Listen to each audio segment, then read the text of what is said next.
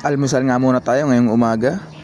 Magtitimpla nga pala ako dito ng mahiwagang gatas. Siyempre, isalin ko muna itong mainit nating tubig para naman mas madaling matunaw yung ating titimplahin. Kasi nga kapag malamig, hindi agad siya matutunaw. So kailangan natin ng mainit na tubig. Yan.